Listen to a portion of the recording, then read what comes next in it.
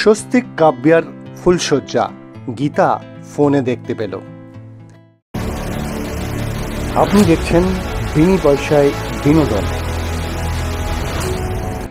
আসল ব্যাপার ঘটেছে, স্বস্তিককে কেসের ব্যাপারে বেশ কিছু তথ্য জানাবে বলে ফোন করে ডেকে নেয় কাব্যা, যেটা ছিল কাব্যার ছল।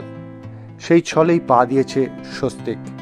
স্বস্তিক তার কাছে যায়, তারা একটি জায়গায় মিট করে, একটি হোটেলে।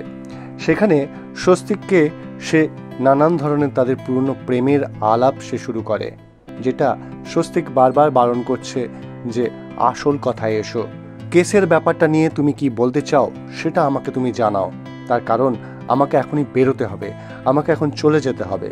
কিন্তু কাব্যা সেই পুরনো প্রেম আরেকবার স্বস্তিকের সাথে ঝালিয়ে দেখতে চায়, কিন্তু স্বস্তিক সেখান থেকে এড়িয়ে যাচ্ছে বারবার। তারপর কাব্যার ছলে দেখা যায় কাব্যা আর স্বস্তিক এক বিছনায় শুয়ে রয়েছে এবং কাব্যা ফোন করে গীতাকে। স্বস্তিককে তোমার থেকে আমি কেড়ে নেবই বলেছিলাম, আর স্বস্তিক আমার কাছেই রয়েছে, আমার আর স্বস্তিকের ফুলশয্যা হচ্ছে, এই দেখো বলে তাকে মোবাইলে ছবি পাঠায়।